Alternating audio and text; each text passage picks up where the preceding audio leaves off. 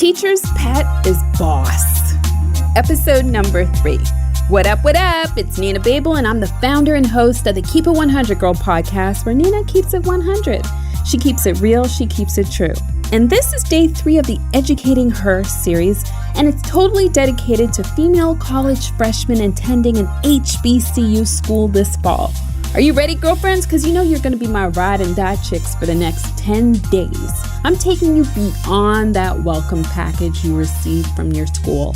What you're going to hear today is information that you're only going to find out when you talk to people like me and my featured guests, who are 2 level-headed sisters specializing in public relations. If you're studying communications or journalism, all the more reason for you to hang around and listen a little closer. So first, Deja Monet is the owner of Deluxe Publicity, and she is originally from Wilmington, Delaware. She graduated in 2012 from Clark Atlanta University and majored in mass arts communication with a concentration in radio and television. Next, we have Reagan Farley, who's originally from Baltimore, Maryland. She attended Lincoln University in Oxford, PA, and she's a 2012 grad as well. She is the first one from her family to actually go to college, and she's the only child of a single mother. Here's why this is important. Ladies, this might be you. I got you, Ma. So now let's learn more about how Deja and Reagan got their college career started. Are you ready to keep it 100? My hand is raised. How about yours? Are you ready to keep it 100? Ready to keep it 100, girl. Oh, Nina, I keep it 100, baby. Yes, I'm ready to keep it 100. I'm ready to keep it 100, girl. You know I'm going to keep it 100. I know we keep it 100 on here. That we keeping it 100, but I'm going to keep it 100 again. All right, there's 5 things you're going to hear on today's episode. Number 1, we got 5 recommended tips from our HBCU alum on what every female college freshman is going to start implementing starting today. Number 2, Reagan is already hooraying the Don't Give Up card. Number 3, hear her 1.9 high school GPA to college story. Number 4, how internships, office hours, and building relationships were major keys. Number 5, how they ended up in public relations. Deja grew up with her mother. This was the first time she left home away from her family, and you know what? She cried the entire day. So you're not alone. So I went to college out of state. So that was for me like the first time that I had actually been away from my family for a significant amount of time. My dad actually ended up moving to Atlanta around the same time that I had decided that I was going to attend Clark Atlanta University. So my dad, I always grew up with my mother. So I was always considered a daddy's girl. So I was close to my dad. I always talked to him on the phone. He was always for him to be in a different state from me. He would always fly me out. I would spend time with him, etc. But when I got to Atlanta, it was really a shock for me that wow, I'm really by myself. It was such the most dramatic day when I actually left. I literally cried the entire day. Wow. Because it would it wasn't a lot of people's parents drove them down. My family just flew me on a plane. My mom couldn't get off work. It was too much for my grandmother to do. So literally it was just you're on the plane, give us our hugs, you go by yourself. So it was just really a dramatic moment for me. When she landed in ATL, Deja was already starstruck in the airport. She took this as a sign that this was symbolic, and it was meant to be her journey when she saw T.I. in the airport.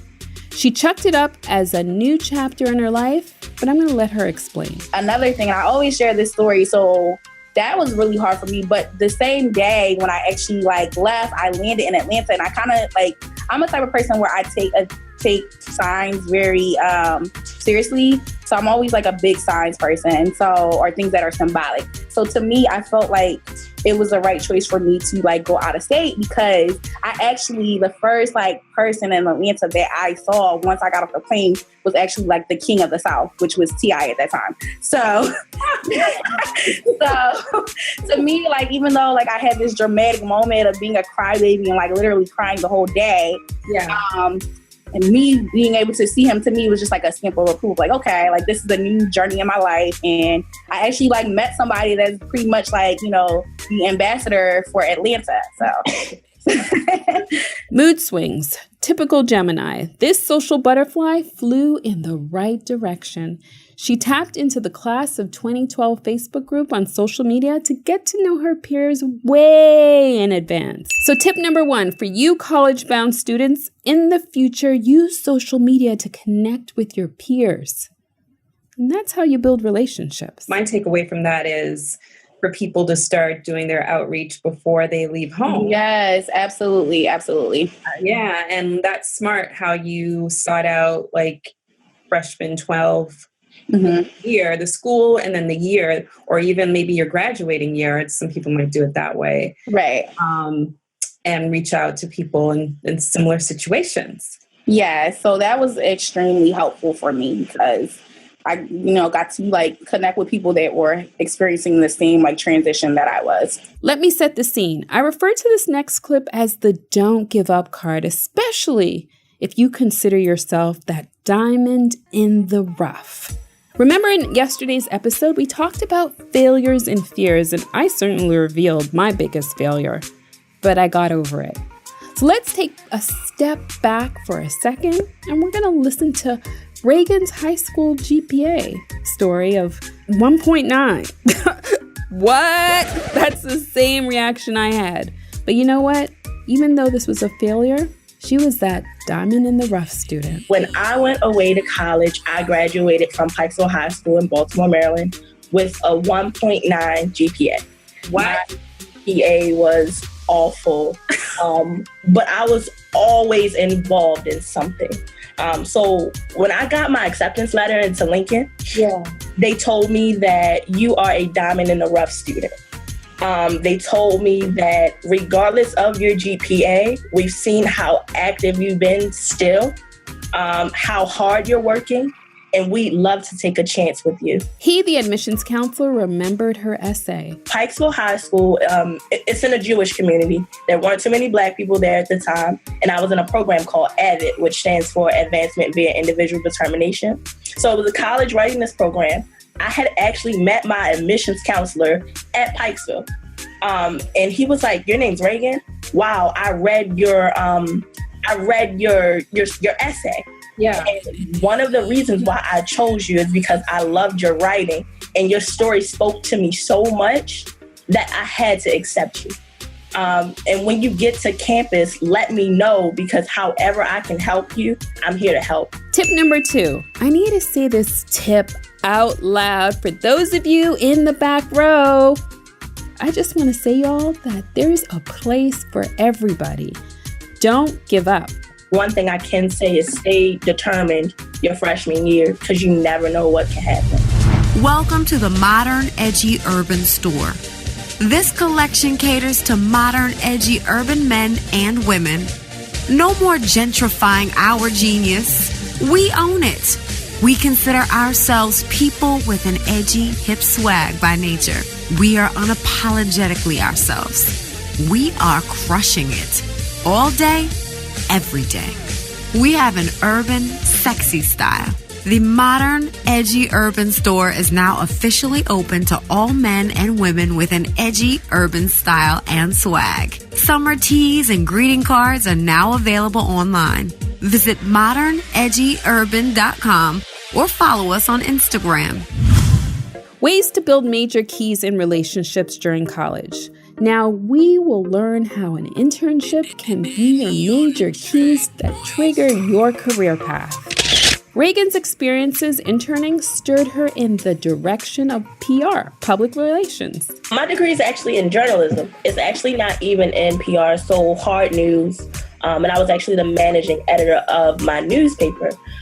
The reason why I got into PR is I actually had a PR internship with Lincoln's communications and public relations department. And it was just like, okay, cool, let me fine tune this. And this is probably what I really want to go into. So PR wasn't my first lane. It was actually hard news journalism. Deja doing her research in advance was a major key in landing her high-profile internship. Peeps, it's easier than you think and doesn't always require an application either. But according to Deja, her inspo and fan love was a Little Trey Songz. I would say that doing your research is so key. And I know we hear this all the time in college and all the time when, you know, in anything in regards to like advancing yourself. Doing your research is so key because I was able to do my research. I actually got like one of my first, like really, like I would say, like high profile internships by doing my research and really like taking time to hone my craft. So I want to share this story because I feel like everything leads back to Trey Songz in some way. So, and I always share this story of like how I really got into PR is because of Trey Songz. So I'm an avid fan, and at that time, I forgot what year it was, but it was during the time sometime when I was in college. He had this show where it was just like showing his life and his journey, and he was going around to a radio station. And he was in Atlanta and he did a radio interview. And he actually had mentioned like his PR person, which she actually was the Southeast Regional Director of Promotions for Atlantic Records. Her name was Cannon Cat. So I was like, oh, well, who's this lady? I was on Twitter at the time. You know, Twitter was like just coming out really big. So I was like, oh, well, who's this lady? And like, I ended up like being able to find her. So I followed her. That was like a couple months later. Time passed and we actually had an event like in the communications department at my school, and she was actually there. So from there, like I went up to her and I was just talking to her after the fact, and she was like, oh, well, make sure you follow me on Twitter. I'm like, oh, well, I'm already following you. So that automatically impressed her. So from there, she was just like pretty much took me under her wing, and I was just like her go-to person for anything. And it worked out because I had just got a car, so I was able to, you know, actually assist her because a lot of the things were not like really like in driving proximity. We didn't have Uber or Lyft at that time. So, and the bus system, the transportation system in Atlanta is not really that great. So like you just had to have a car. So by me being able to do my research, I was able to connect with somebody and, build a relationship with her. Tip number 3, create lists in Twitter. Know your industry publications. Content is king, people. Interning and social media is a great resource at your fingertips. You just got to know how to navigate through it. And I'll give you a few tips later. Yes, definitely interning and networking and going to events was a big thing. I feel like, especially depending on where you are. And even if you're not in a big city, like if you have the opportunity to go to like travel to the next closest city, or you have an opportunity like to apply to some internships during the summer where you can go to a major city, definitely taking advantage of your network. And then also, if you can't even travel, like I feel like there's no excuse because there's social media. You can reach out to people.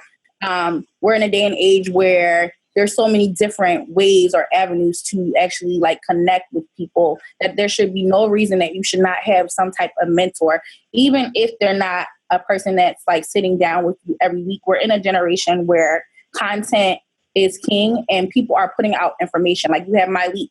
I know Myleik's a busy person, but she puts out podcasts and different resources for people specifically because she cannot mentor every single person. So I would say that, and then in regards to just like really knowing your craft. So whatever your industry publications are, for me, it's PR Daily, PR Couture. It was Women in PR. That site's not really up as much anymore, but I was like taking classes and outside of what I was learning in school to kind of like, prepare myself for the path that I wanted to go down. How to use the teacher's pet strategy to further not only your internship potential, but in building relationships. Reagan was a teacher's pet, and you know what? She wasn't ashamed of it either. For me, I would definitely say I was a teacher's pet. And I know sometimes people say that that's a bad thing. I want to tell freshmen that is not a bad thing, because every opportunity that I wanted at Lincoln, whatever I wanted to get out of college, I was able to get. Because I was a teacher's pet, and I'm not even ashamed to say it at all. Tip number 4, don't be afraid to get connected to your professors. Internships, research, and being a teacher's pet paid off for Reagan. As far as internships are concerned, long story short, like I told you, where I came from high school to where I was in college, I worked my butt off. And I really, truly did get rewarded for that. So Lincoln sent me to live in California. to work for CBS. So I got a chance to intern for CBS. If you guys are familiar with Kevin Frazier from the Insider television show, so black guy, bald head, and he's been on Entertainment Tonight / the Insider for a few years now. Always does the ESPYs, and he always does the Thanksgiving Day parade. So Lincoln paid for my housing. And then the only thing they didn't do was pay for my flight. So that's one internship. And then I had an internship just every single year, just because I was cool with my professors and I worked my butt off, like Deja said, to do research. So I would say if I had to give any piece of advice, it would be don't be afraid to get connected to your professors, because one, you never know who they know and you never know how they can help you.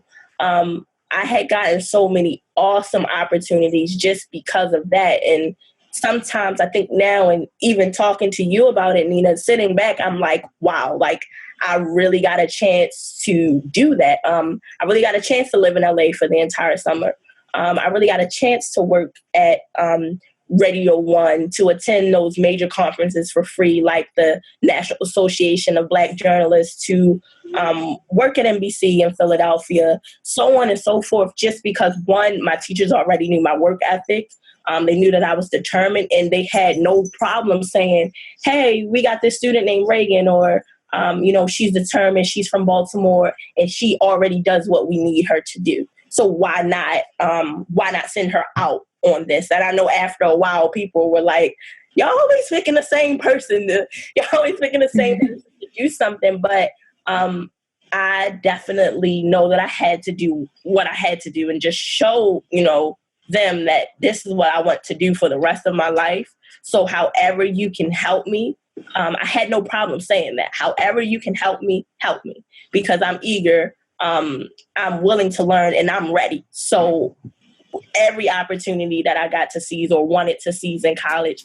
Create your own opportunities. Really, I know people say this all the time, but create your own opportunities. Yes. Don't let somebody tell you no. I feel like so many times, we're not eligible to apply for certain opportunities. We already automatically cancel ourselves out. I got an internship my freshman, the summer after my freshman year at Radio 1. And I wasn't supposed to have it because you're supposed to get credit at Radio 1. Mm-hmm. But you sometimes have to go around the yellow tape and you make your own opportunities. So I was like, I'm getting this internship at Radio 1. The program director loves me. We were kikiing it up. He went to an HBCU. He was like, oh, but you need a letter for credit. I called that office up and I was like, I need a letter stating that I could get credit. That didn't mean I received that credit, but I had the official letter stating that I would be eligible to receive it. I didn't care about their credit. I cared about being in there and making those connections, and I wouldn't let anybody tell me that I could not do something. Building relationships is a lifelong skill, and it all starts in year 1 of college and beyond. It's up to you to level up each time and get better. Get to know everybody in school, and not because you need something or it's a I scratch your back or you scratch mine kind of scene. Be their authentic friend, because you never know when you'll need each other. Don't be afraid to talk to people. I think sometimes people are like, it's not cool to talk to this person. It's not cool I loved to get to know my peers. I don't care how different they were. I don't care if it was the smartest person on campus. I'm talking to everyone and I'm getting to know everyone, just because you never know who you might need. That nerd who's too smart or that professor that everyone hates, be their friend, because you never know. You never know what can happen. So I'd say talk to as many people as you need to, and not even necessarily asking them for something, like you're only talking to this person because you need something, but just building relationships, I think is a great piece of advice that I would offer to someone their freshman year. I asked Reagan to define a teacher's pet, just so you guys get a sense of what that means, because in high school it's a little different. Closed mouths don't get fed. Relationships, they do work, and you got to start to build them now. I guess what people would consider a teacher's pet. The teachers always called on me for answers.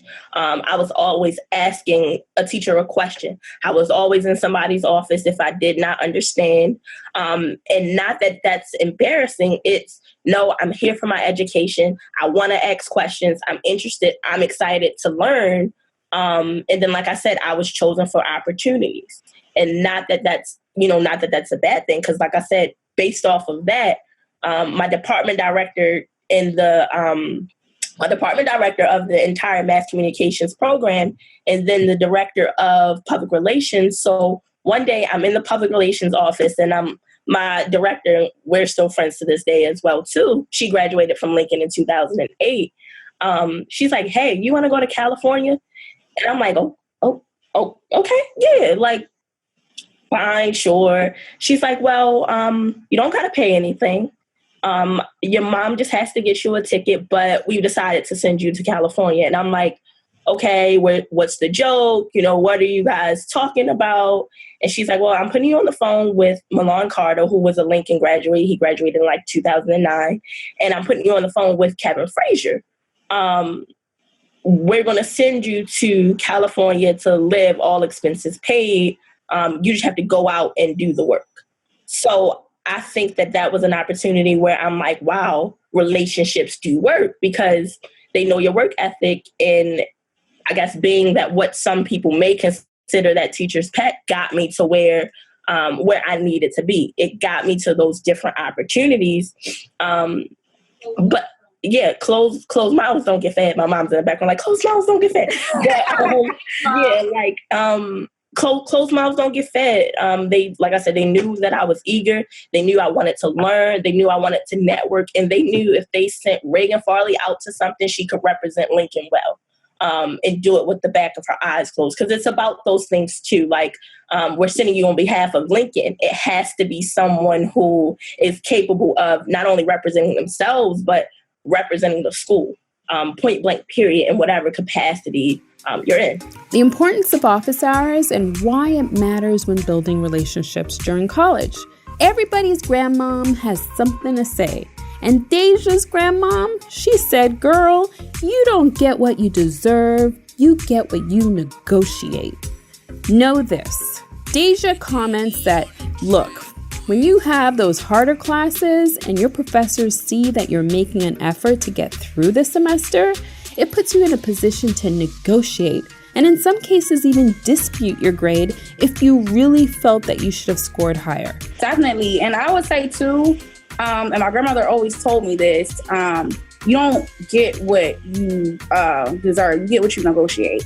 So there are many times that I have negotiated grades or not grades, but more so, talk to a professor because there was an answer or something, especially like with long, like answers that are long form and things like that. Those are opportunities for you to go to your professor, and some of them encourage that. And my professor at this point in time encouraged, like, if you feel like you explained something or there was something you didn't understand or whatever, it was an open discussion. And I use those opportunities, especially it was like a law class too. I use those opportunities to leverage my grades and get a couple points out of it. And I used to get on the TA's nerve so bad because he was like, "Well, it only increased your points by, you only got like 5 extra points." Okay, but that's the difference between a B- and a B+ in my book. So that's a win in my book. So I definitely took advantage of office hours.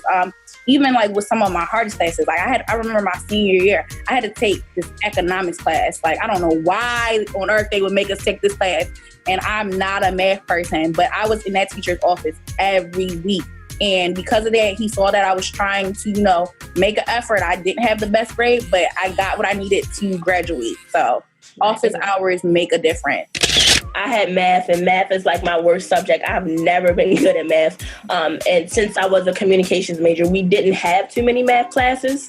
The only math class I had to take, I failed. So that was like my lowest grade out of all 4 years was math. And that was the only class I had ever had to retake. And it was so discouraging to fail this class, but I had this one professor who once the class was over, I always had to tell her thank you, because she was just so willing to work with me.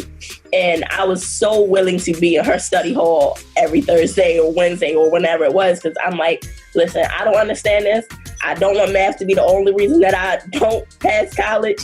I'm in here answering questions, and I'm like the upperclassman in the class with like freshmen and sophomores. But I didn't care. I knew that I was going to ask the questions that I needed to make my grade better. And she gave extra credit. So if it was extra credit, why not go? Because the only thing I'm going to do anyway is go to some party, go to some event, or sit in my room. So why not go get some extra credit and pass this class that I need to pass? The beyond college story, right? It's the reality of working in your field that no one tells you until like 6 months before you graduate. But you guys need to hear it now. You got to create your own blueprint. And don't wait to do that. It involves building your brand, reputation, and lastly, socializing it. I feel like school, it's mapped out.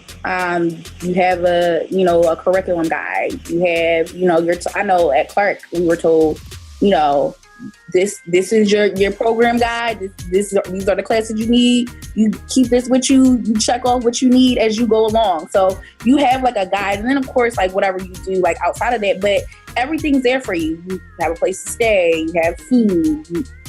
Certain situations are, organized for your benefit versus when you're working for yourself, you really have to create your own opportunities. Like you have to create your own blueprint. Especially like I did a lot of PR internships, and when you're interning, like you do get a glimpse of some of the things that happen in running an agency. Well, if you intern with an agency, but it's just like it's completely different when you're like running your own agency, and there's so many different things that I feel like even if you did like have a mentor, you can't be prepared for every single situation. There's some things I'm just like, well, like I don't even know like how I was equipped to deal with this. But I just think like you create your own blueprint. I feel like that's like the biggest difference from college to like the real world. Moms came through. Even though for Reagan it wasn't her first pick, you have to do what you got to do and start somewhere. I'm going to say this, and I'm going to keep it 100. Again, back to keeping it 100. Yeah. Lincoln spoiled me so much. Like I said, after freshman year, I went on to become vice president of student government. Lincoln gave us wardrobe. They paid for our housing. We had our own offices. And we even had like assistants to like work for us. And then I won like some award called Woman of the Year. So my face is like still plastered somewhere on campus and so on and so forth. Plus like the ton of other things that I told you I did, and everyone knew my name and just all those different opportunities that I got. And when I got into the real world, I'm like, I'm gonna be fine, because everybody knows who I am. I did so good in school. I joined all of these clubs and all of this, and I'm thinking I got it. When I got into the real world, it was so hard to find a job. Like I'm not even playing with all of those accolades. Who's who among college students? Woman of the Year, student government, National Council of Negro Women. It was hard to still find a job. And actually, my first job out of college was not in PR. It was in marketing and communications. So a bit of PR, but not really. For the Maryland Transportation Administration. Oh, wow. Nothing that all of the glitz and glamour that I had in high school, that I had in college, it was different. It was different. It was boring. It was very different. Now, I loved it and I was very grateful. But the only reason why I got that job was, again, off of a connection of my mother.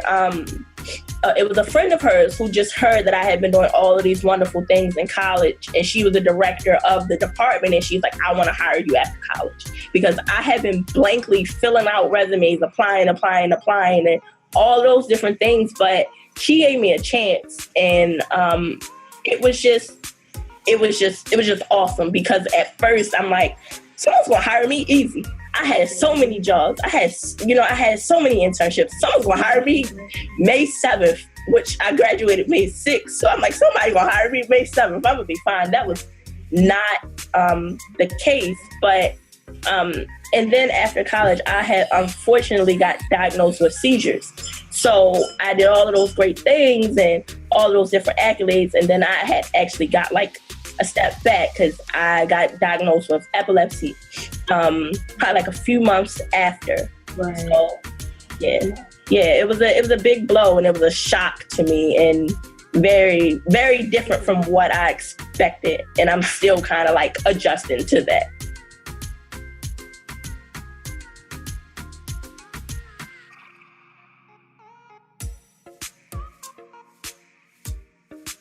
Entertainment industry, ever since then, since that one internship, so I'll explain how I jumped to how I jumped to Los Angeles. So after I worked for MTA, I'm like, all right, I loved when I lived in California. I'm going to go back out. I'm going to make connections with people at NAMIC, which is the National Association for Multi-Ethnicity and Communications. And I lived in LA for like 2 to 3 years. So after that, my job was at NBC Universal, the E Network. I did some things in California, so E Network, Fox, and then a bunch of different things. But then recently, I moved to New York last year, and a lot of my experiences, more so in entertainment, have been contracts. So more so contract jobs or temp assignments where I'm just going in and I'm just necessarily working for a certain period of time and just reaching out to different people. So I got in there honestly based on my resume, and that's where I was for a bit. And now I'm just like, I'm working and I'm doing that PR, I'm going to say entrepreneurship thing, but definitely that PR hustle, because entertainment is such a hustle. And I'm going to be completely honest. Again, money is there, but it's dwindling, especially in music, because you figure you have those streaming services like your Tidal, like your Spotify, now like your Apple Music, and even with artists, music is going in a different direction because artists aren't getting signed anymore. They're more so, some of them are creating their own lane and they're being their own bosses and they're going that independent route. So music is a bit, it's funny. It's a little funny now. So, yeah. You're going to do a lot for free. Or people are going to expect you to do a lot for free, regardless of your resume. People are going to love for you to be that intern sometimes, and that's not everyone, but people are going to love for you to be that intern and to just say, oh, hey, I'll do it. Or, hey, I'll make this work, or I'll make this happen. And I think sometimes the entertainment industry does get stuck on that. They get stuck on the free work versus paying people. And I know for a bit that's what Deja and I would kind of like talk about, but don't get discouraged because there will be situations where you get paid, but sometimes people just want to test you. They want to see how hungry you are, how determined you are, how willing you are to go that extra mile. And honestly, I would definitely tell a person, do what you need to do as long as it's in reason, and never let someone deface your character or overwork you or burn you out sometimes. Just stay mindful, stay on track, and know your limits too. All right, was this episode good for you? Follow Nina on Twitter, Instagram, Snapchat, or Facebook to retweet or repost the Keep It 100 Girl podcast. And you're going to use the handle @NinaBabel. So it's NinaBabel.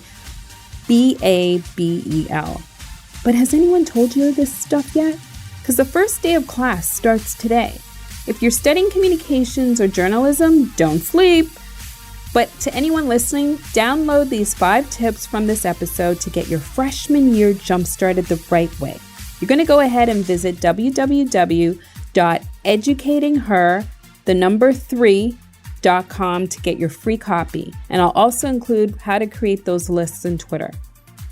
And that wraps up another episode of Educating Her on the Keep It 100 Girl podcast. Both Reagan and Deja had a lot of aha moments, advice, and lastly, mother friggin' girlfriend knowledge for all you journalism and communication majors. All right, so tune in tomorrow for some girl talk. Learn what upperclassmen are thinking, but not saying out loud until they talk to Nina. We keep it 100. We keep it real. We keep it true. Smooches.